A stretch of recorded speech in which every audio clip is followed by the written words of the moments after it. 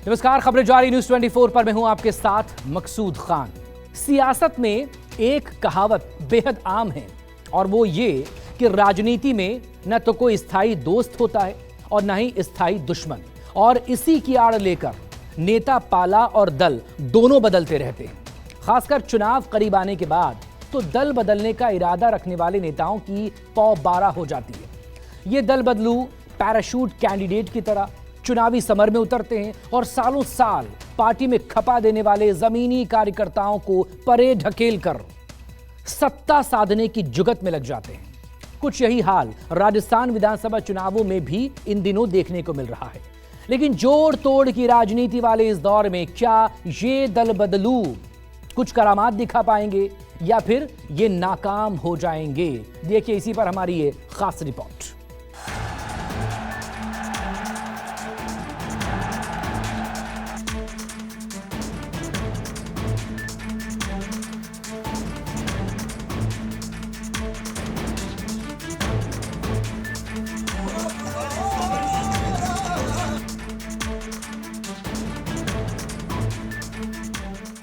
चुनाव की तारीख करीब आते ही दल बदलू नेता पार्टी के लिए परेशानी का सबब बन जाते हैं। इन दिनों राजस्थान में भी यही देखने को मिल रहा है। वहां कांग्रेस और बीजेपी दोनों ही पार्टी के दफ्तर में खलबली मची हुई है। लेकिन दल बदलू नेताओं का खेमा बदलने से होने वाले नफा नुकसान की बात करें तो इस मामले में राजस्थान में बीजेपी के दरबार में चहल पहल बनी हुई।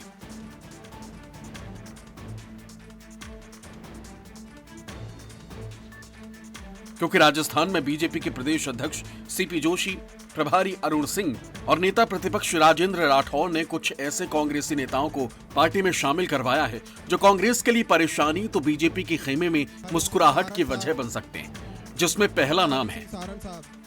राजस्थान विधानसभा चुनाव दिन ब दिन दिलचस्प होता जा रहा है, क्योंकि एक पार्टी से टिकट न मिलने पर नेता उस पार्टी का साथ छोड़कर किसी और पार्टी को ज्वाइन कर रहे हैं ताकि चुनाव मैदान में उतर सके। ऐसे में सबसे पहला नाम ज्योति खंडेलवाल का है, जिन्होंने कांग्रेस छोड़कर बीजेपी ज्वाइन कर ली है। राजस्थान में जयपुर में दरअसल निगम की पूर्व मेयर रही हैं ज्योति खंडेलवाल। ज्योति खंडेलवाल सचिन पायलट की समर्थक नेता भी मानी जाती हैं। लोकसभा चुनाव में जयपुर से उन्होंने कांग्रेस के टिकट पर चुनाव लड़ा था। पार्टी में किनारा किए जाने की आशंका के चलते बीजेपी में शामिल हो गई हैं और 2018 में भी कांग्रेस ने इन्हें विधानसभा का टिकट नहीं दिया था। हालांकि इन्हें उस वक्त भी उम्मीद थी बीजेपी जयपुर के किशन पोल से इन्हें चुनाव लड़ा सकती है। इस तरह की अटकलें तेज हैं। माना जा रहा है कि कांग्रेस से बीजेपी में शामिल हुई ज्योति खंडेलवाल के बीजेपी में शामिल होने से बीजेपी को जहां फायदा हो सकता है, तो वहीं कांग्रेस को इससे विधानसभा चुनाव में शहरी क्षेत्र में झटका लग सकता है। क्योंकि बीजेपी जयपुर के किशन पोल सीट से उन्हें टिकट देकर उनकी लोकप्रियता को भुनाना चाहती है, जो सीधे तौर पर कांग्रेस के लिए बड़े झटके से कम नहीं होगा। इस बारे में हमने कांग्रेस से बीजेपी में शामिल हुई ज्योति खंडेलवाल से भी बातचीत की। उन्होंने इस मुद्दे पर क्या कहा, ये सुनिए। मुझे अपने इस परिवार में शामिल किया और अपने साथ इस समाज को, देश को आगे ले जाने की जो एक नीति के साथ, एक सोच के साथ पूरे विश्व में देश की एक मजबूत भूमिका हो और भारत एक मजबूत और राष्ट्र, एक विकसित और एक बहुत ताकतवर राष्ट्र के रूप में अपनी ख्याति जो है जमा सके, उसके अनुरूप जो है वो काम कर रहे हैं। उसमें मेरी भी भागीदारी। जी, आप तो कांग्रेस का बड़ा चेहरा रही है, क्या वजह रही कि पार्टी छोड़ना पड़ गया आपको? देखिए, मैंने महसूस किया पिछले समय से लगातार कि जो कार्यकर्ता पार्टी के लिए निष्ठापूर्वक, ईमानदारी से अपनी पूरी ताकत लगा करके पार्टी के हित के लिए काम करता है, उसकी कोई सुनवाई पार्टी में नहीं है, उसकी कोई कद्र, कोई वैल्यू पार्टी में नहीं है। तो पार्टी की मजबूती कार्यकर्ताओं से होती है। अगर कार्यकर्ता की कोई वैल्यू नहीं होगी तो वो पार्टी मजबूत नहीं हो सकती, और यही स्थिति दिखाई देती है। लगातार हम देखते हैं कि बीजेपी में एक इतना सशक्त नेतृत्व है जो कार्यकर्ताओं की हौसला अफजाई करता है। कांग्रेस से बीजेपी में शामिल हुए नेताओं के लिस्ट में सिर्फ ज्योति खंडेलवाल ही नहीं, बल्कि कुछ और नाम ऐसे हैं जिनके कांग्रेस से बीजेपी में शामिल होने का नुकसान कांग्रेस को आने वाले विधानसभा चुनाव में उठाना पड़ सकता है। इस लिस्ट में अगला नाम है। और अब जानिए चंद्रशेखर बैद के बारे में। कौन है चंद्रशेखर बैद? दरअसल चंद्रशेखर बैद के जो पिता हैं चंदनमल बैद, वो पुराने कांग्रेसी नेता रहे हैं। राजस्थान में सबसे ज्यादा 7 बार वित्त मंत्री रहे, बजट उन्होंने पेश किया। राजस्थान में सबसे ज्यादा बजट पेश करने का रिकॉर्ड भी इन्हीं के नाम रहा है। इनके पिता चंदनमल बैद के बाद चंद्रशेखर बैद विधायक बने, लेकिन इस सब के बीच वो भी दरअसल अब बीजेपी में शामिल हो गए। और उनके पास पिता से मिली राजनीतिक विरासत भी। हालांकि बीजेपी से अभी उन्हें विधानसभा चुनाव का टिकट नहीं मिला है, लेकिन बताया जा रहा है कि उनके बीजेपी में शामिल होने से कांग्रेस को भारी नुकसान उठाना पड़ सकता है। पिछले 5 साल में मैंने ये देखा कि तारानगर के अंदर जो भ्रष्टाचार व्याप्त हुआ और जिस तरीके से कांग्रेस के कार्यकर्ताओं की अनदेखी की गई, उनको अपमानित किया गया और विकास के सारे काम ठप हो गए, तो मैंने ये उचित समझा कि मैं कोई दूसरा रास्ता अख्तियार करूं जिससे कि वहाँ के लोगों को राहत मिले। और मेरे पिताजी स्वर्गीय चंदनमल जी बैद ने जिस नहर का निर्माण प्रारंभ किया था, वो निर्माण आगे तेज गति से राजेंद्र सिंह जी राठौड़ के नेतृत्व में पूरा हो। मैं देखिए बेशर्त, बिना किसी शर्त के भारतीय जनता पार्टी में शरीक हुआ हूँ। जैसा उसका नेतृत्व मेरे को निर्देश देगा, मैं अक्षरतः उसकी पालना करूंगा। हैरानी इस बात की है कि कांग्रेस का हाथ छटक कर कमल को थामने वालों में अकेले ये दोनों ही बड़े कांग्रेसी नेता नहीं है। इसमें सचिन पायलट के एक और बड़े समर्थक पूर्व केंद्रीय मंत्री सुभाष महरिया का नाम भी शामिल है, जो साल 1999 के चुनाव में सीकर से कांग्रेस के नेता बलराम जाखड़ को हराकर चर्चा में आए थे। और अब जानिए सुभाष महरिया के बारे में। सुभाष महरिया सीकर से 3 बार सांसद रहे हैं। अब ये भी कांग्रेस को छोड़कर बीजेपी का दामन थाम चुके हैं और बीजेपी ने लक्ष्मणगढ़ से इन्हें चुनाव मैदान में उतारा है। लक्ष्मणगढ़ विधानसभा इसलिए भी अहम है क्योंकि कांग्रेस के जो मौजूदा प्रदेश अध्यक्ष हैं गोविंद सिंह डोटासरा, ये दरअसल वहां से चुनाव मैदान में हैं और सुभाष महरिया इन्हें टक्कर देने के लिए वहां पर बीजेपी की तरफ से हैं। हालांकि पहले बीजेपी में ही थे, बाद में बीच में कांग्रेस में शामिल हो गए थे, तो एक तरह से इनकी ये घर वापसी की कही जा रही है। विधानसभा चुनाव 2023 में महरिया बीजेपी में लौटा। कांग्रेस को हो रहे नुकसान की रही सही कसर कांग्रेस के कद्दावर नेता रहे नाथुराम मिर्धा की पोती ज्योति मिर्धा ने पूरी कर दी। ज्योति मिर्धा ने कुछ दिन पहले ही कांग्रेस छोड़कर बीजेपी ज्वाइन कर लिया। ज्योति मिर्धा के दादा नाथुराम मिर्धा का नाम राजस्थान के दिग्गज नेताओं में शामिल है और वो 6 बार सांसद और 4 बार विधायक रहे। दरअसल बीजेपी का शीर्ष नेतृत्व ज्योति मिर्धा के जरिए मारवाड़ खाकर नागौर की 5 से 7 सीटों को साधने की कोशिश में है। इसलिए बीजेपी ने उन्हें टिकट देकर चुनावी मैदान में तो उतारा है, साथ ही बीजेपी उनकी लोकप्रियता के सहारे कुछ और सीटों पर भी जीत हासिल करना चाहती है। बताया जा रहा है कि ज्योति मिर्धा के कांग्रेस छोड़ने से पार्टी को कई सीटों पर नुकसान का सामना करना पड़ सकता है। वहीं कांग्रेस छोड़कर बीजेपी में शामिल होने वाले नेताओं को लेकर हमने जब बीजेपी प्रदेश अध्यक्ष और नेता प्रतिपक्ष से सवाल पूछा तो उन्होंने इसे लेकर क्या कहा, ये भी सुनिए। जब लोगों में विश्वास पार्टी के प्रति और नेतृत्व के प्रति होता है और कहीं अविश्वास की भावना होती है, तो वो वहां स्थान छोड़कर उपयुक्त स्थान पर उचित नेतृत्व के साथ जाते हैं। जिन लोगों ने कल देखा था, कुछ गारंटियां और दी थी, राजस्थान की जनता उनसे पूछ रही है कि किसानों से कर्ज माफी की गारंटी का क्या हुआ, युवाओं को बेरोजगारी भत्ता देने की गारंटी का क्या हुआ, आपने महिलाओं की सुरक्षा की गारंटी दी थी, उसका क्या हुआ। कि महंगाई में पूरे देश में सिर्फ कोई प्रदेश आ गया तो वो राजस्थान है। इसलिए लोगों ने उनकी गारंटी मानना बंद कर दिया। अब गारंटी है तो नरेंद्र मोदी जी की, और वही विश्वास करके ये सब आज भारतीय जनता पार्टी की सदस्यता ग्रहण कर रहे हैं। और इस बात के लिए धन्यवाद देना चाहूँगा, जब इनसे बात की तो उन्होंने कहा हम कांग्रेस का हिस्सा रहे, पर अपमान की राजनीति के चलते, झूठ की राजनीति के चलते और जिस प्रकार की आभासी सरकार थी और सरकार की कलई जब खुलने लगी, भ्रष्टाचार की भट्टी जब जलती हुई पूरे राजस्थान ने 5 साल तक देखा, और अब जब भ्रष्टाचार की कलई खुल रही है तो पूरी कांग्रेस में हलचल है। इन सारी चीज़ों को देखते हुए हमने कांग्रेस को छोड़ा है और डबल इंजन की सरकार बनाने के मकसद के साथ आज भारतीय जनता पार्टी से संबंध जोड़ा है। अब वजह चाहे जो भी हो, लेकिन कांग्रेस छोड़कर बीजेपी में शामिल होने वाले नेताओं की लिस्ट इतनी ही नहीं है। ज्योति मिर्धा के अलावा भी कांग्रेस ने कई ऐसे नेताओं को खो दिया है जो इस बार के विधानसभा चुनाव में चुनावी गणित को बिगाड़ सकते हैं। जिसमें सुरेश मिश्रा का नाम भी अव्वल सूची में बताया जा रहा है। सचिन पायलट के समर्थक और ब्राह्मण चेहरा सुरेश मिश्रा का बीजेपी में शामिल होना भी जयपुर में कांग्रेस की ताकत को कम करने वाला माना जा रहा है।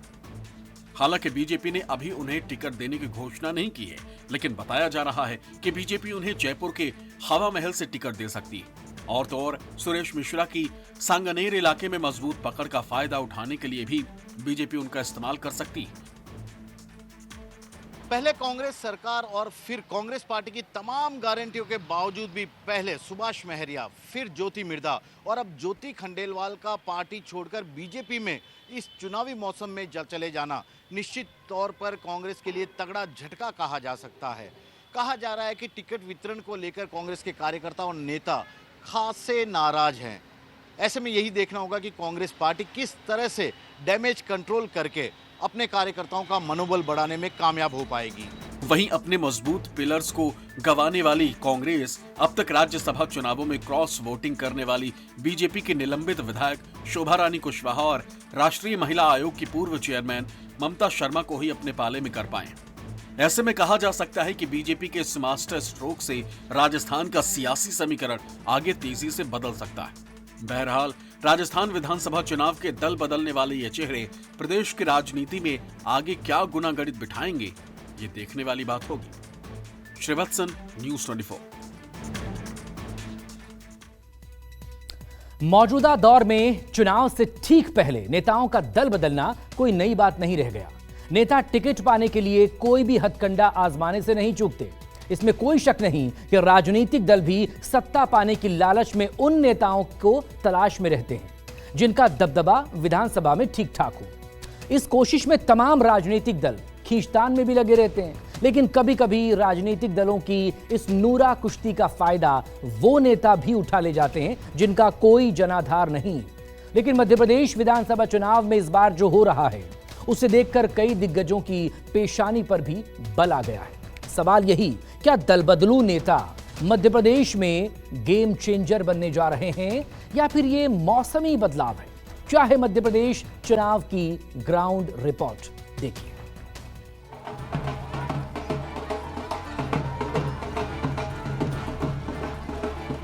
दल बदलू नेताओं के चोट से इन दिनों मध्य प्रदेश की बीजेपी का समीकरण भी बदला बदला सा है।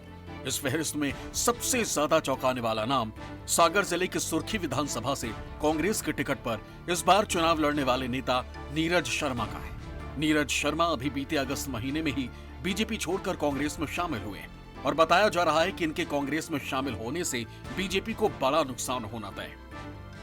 बात मध्य प्रदेश की करेंगे। यहां पर दरअसल बीजेपी को किस तरह से नुकसान हो रहा है या बीजेपी से नाराज नेता कांग्रेस में जा रहे हैं और वहां से टिकट भी पा जा रहे हैं। तो सबसे पहले बात करेंगे नीरज शर्मा की। अगस्त 2023 में बीजेपी में शामिल हुए और कांग्रेस ने इन्हें सागर जिले की सुर्खी विधानसभा सीट से टिकट भी थमा दिया है, उम्मीदवार बना दिए गए हैं। बीजेपी के गोविंद सिंह राजपूत को ये टक्कर देंगे। हालांकि इससे पहले गोविंद सिंह राजपूत को लेकर बात करें, सिंधिया समर्थक नेता माने जाते हैं और विधायक कांग्रेस की तरफ से बने थे 2018 में, पिछले ही विधानसभा चुनाव में मंत्री भी थे कमलनाथ की सरकार में। लेकिन सिंधिया के बीजेपी से कांग्रेस से निकलने के बाद, बीजेपी में जाने के बाद ये भी उनके साथ ही चले गए थे। 2015 में राहतगढ़ नगर परिषद के अध्यक्ष से निर्वाचित हो चुके हैं नीरज शर्मा। बीजेपी की पूरी नगर परिषद के सदस्यों के साथ कांग्रेस का हाथ थाम चुके हैं। मौसम वैज्ञानिक की तरह वक्त आने पर दूसरे जहाज पर कूदने वाले इन नेताओं को जनता कितना स्वीकार करेगी, ये तो आने वाला वक्त बताएगा। लेकिन जब इस बारे में हमने बीजेपी से कांग्रेस में शामिल हुए नीरज शर्मा से सवाल पूछा तो उन्होंने बेहद सफाई से अपना पक्ष रखते हुए सारा दोष पार्टी पर मढ़ दिया। चुनाव एक एक माता, एक एक बहन, हमारे चाचा, हमारे बड़े पिताजी, हमारे छोटे भाई, हमारे भाई काका, राहतगढ़ से लेकर सुर्खी का एक एक नागरिक, एक एक बहन, एक एक भाई ये चुनाव लड़ रहे हैं। कौन से मुद्दे लेके जा रहा है? सबसे पहले तो क्षेत्र का मुद्दा है जो 75 साल से क्षेत्र में आज तक कभी क्षेत्र का प्रत्याशी नहीं बना। आज सुर्खी का एक एक प्रत्याशी के रूप में कमलनाथ जी के साथ, हाथ के पंजे के साथ खड़े हैं। मुद्दे की बात करें आप, मुद्दे की बात करें तो किसानों से लेकर बेरोजगारों से लेकर गरीबों से लेकर स्कूल की व्यवस्था से लेकर स्वास्थ्य व्यवस्था से लेकर हजारों समस्याएं हैं, वहाँ विकास हुआ ही नहीं है। वहीं कुछ दिनों पहले तक एक ही दल का झंडा थामने वाले गोविंद राजपूत अब अपने पुराने साथी के ऊपर क्या टिप्पणी कर रहे हैं, ये भी सुन लीजिए। जनता नहीं, सुर्खी एक परिवार है और हमारा परिवार है और परिवार का आशीर्वाद हमेशा रहा है, इस बार भी रहेगा।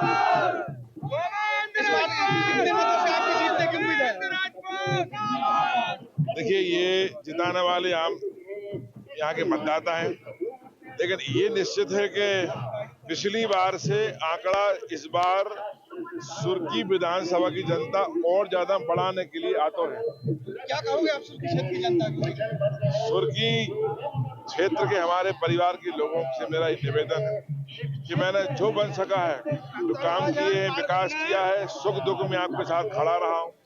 आगे भी मेरी तरफ से कोई भी ऐसी चूक नहीं होगी। हमेशा सुर्खी विधानसभा के लिए हर पल खड़ा हूँ, हर पल मेहनत करता हूँ। हालांकि इसमें कोई दो राय नहीं है कि बीजेपी के गोविंद राजपूत राजनीति के अनुभवी खिलाड़ी हैं, लेकिन विडंबना यह है कि वो खुद भी कांग्रेस के टिकट पर 3 बार विधायक बने, लेकिन साल 2020 में ज्योतिरादित्य सिंधिया के साथ वो कांग्रेस छोड़कर बीजेपी में शामिल हो गए थे। जहां 2020 के उपचुनाव में बीजेपी के टिकट पर विधायक बनने के बाद अब इनका सामना कांग्रेस के पुराने साथी नीरज शर्मा से होगा। लेकिन बीजेपी से कांग्रेस में शामिल होने वाले नेताओं में निवाड़ी विधानसभा सीट के कांग्रेस प्रत्याशी ने तो दल बदलने वाले नेताओं के रूप में एक अलग ही रिकॉर्ड कायम कर दिया है। दल बदलू अजय राय निवाड़ी विधानसभा से कांग्रेस के प्रत्याशी हैं। 27 साल के अमित राय वर्तमान में बीजेपी के जिला उपाध्यक्ष हैं। अजय राय को कांग्रेस में शामिल हुए बिना टिकट दिया गया। बीजेपी विधायक और मौजूदा प्रत्याशी अनिल जैन के धुर विरोधी नेता है। मध्य प्रदेश में चुनावी बैतरणी पार करने के लिए नेता दल बदल की नैया पर सवार होकर जीत का किनारा तलाश रहे हैं। बीजेपी कांग्रेस समेत तमाम दलों के दिग्गज नेता चुनावी मैदान में हैं। दल चाहे जो भी हो, लेकिन राजनीति चमकाने के लिए ठिकाना ढूंढ लिया है। हालांकि दल बदल कर दूसरी पार्टी का हाथ थामने वाले नेताओं का सिक्का मध्य प्रदेश विधानसभा चुनाव में कितना चलेगा, फिलहाल तो इसे लेकर कुछ नहीं कहा जा सकता। लेकिन सत्ताधारी पार्टी का हाथ छोड़कर सिर्फ टिकट के लिए बीजेपी का हाथ झटकने वाले कैंडिडेट में बीजेपी के दिग्गज नेता और मध्य प्रदेश के पूर्व सीएम रहे कैलाश जोशी के बेटे पूर्व मंत्री दीपक जोशी का नाम जैसे इस लिस्ट में जुड़ा, लोग हैरान रह गए। दीपक जोशी को कांग्रेस ने खातेगांव से टिकट दिया है। कुछ दिनों पहले कांग्रेस का हाथ थामा 2003 में देवास जिले के बागली से पहली बार विधानसभा में आए। 2008 और 2013 में चुनाव जीते। मुख्यमंत्री शिवराज सिंह चौहान के मंत्रिमंडल में शामिल हुए। 2018 में हाट पिपलिया से चुनाव हारे। अब कांग्रेस में शामिल होकर चुनाव में उतरे। वहीं आंकड़ों पर नजर डालें तो इनके अलावा भी मध्य प्रदेश विधानसभा चुनाव में कई ऐसे नेता हैं जिन्होंने टिकट पाने के लिए खेमा तो बदल लिया, लेकिन उन्हें ना तो टिकट मिला और ना ही वो इज्जत जिसकी आस में उन्होंने पाला बदला था। बहरहाल उनकी हालत ऐसी हो गई है जैसे न खुदा ही मिला न विसाले सनम। बहरहाल सत्ता की भूख में ये दल बदलू नेता आगे क्या करामात कर पाते हैं, ये देखने वाली बात होगी। लेकिन इतना तो तय है कि दल बदल की सुविधाजनक राजनीति के जरिए अपना राजनीतिक वजूद बचाने में इस बार भी ये नेता कामयाब रहे। विपिन श्रीवास्तव, न्यूज़ 24।